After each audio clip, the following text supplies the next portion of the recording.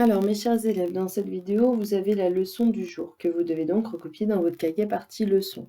Je l'ai déjà écrite, donc bien sûr, vous faites pause pour avoir le temps de la recopier. Je lis ce qui est marqué.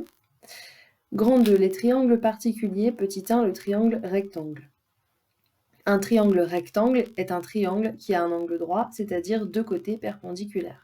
Exemple, construire le triangle DEF, rectangle en D, tel que DE égale 4 cm et EF égale 8 cm. Donc, la première étape qui est indispensable, et on va l'écrire ensemble ici, c'est de faire en premier une figure à main levée. Je marque ici avec un symbole attention parce que c'est vraiment quelque chose d'important que vous ne devez pas oublier qui évitera de faire plein d'erreurs. Donc, tracez d'abord une figure à main levée.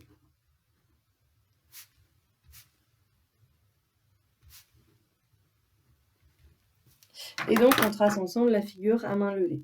Figure à main levée, ça veut dire que sur la figure, je vais mettre les lettres, je vais mettre le codage, mais je ne vais pas mettre les bonnes mesures, d'accord? Par contre, comme je veux faire un triangle rectangle, eh bien, je fais un triangle qui a l'air d'être un triangle rectangle pour que ça mette dans ma construction. Donc, il est rectangle en D. Le point D est donc ici, là où j'ai l'angle droit. DE, je vais dire que le point E est ici, égale 4 cm. Donc là, j'aurai 4 cm. Et donc ici, c'est le point F. Donc EF égale 8 cm. Alors, pour construire ce triangle, ici, le problème, entre guillemets, c'est que je n'ai pas la mesure de ce côté-là. Donc, je suis obligée de commencer par ce côté-là. Donc, en premier, je le trace avec vous ici. Donc, en premier, on trace un segment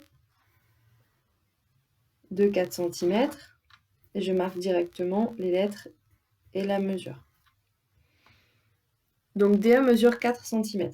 Ici, j'ai un côté qui doit mesurer 8 cm.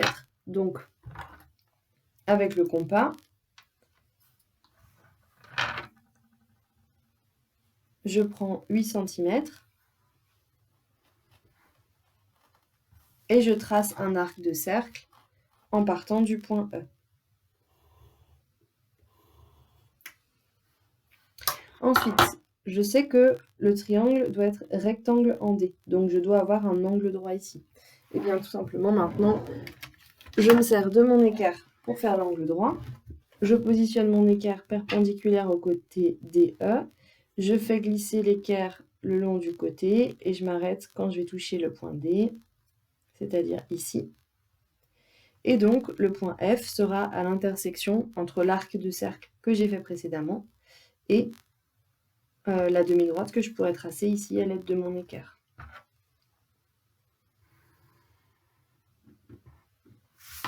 Donc je m'arrête ici, hein, j'ai pas besoin d'aller plus loin.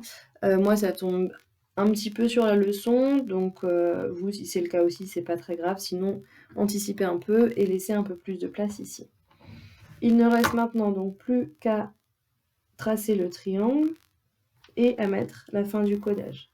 Donc pour le codage, ici j'ai déjà marqué 4 cm, ici je vais marquer que c'est le point F. Ensuite je marque l'angle droit et je marque ici les 8 cm.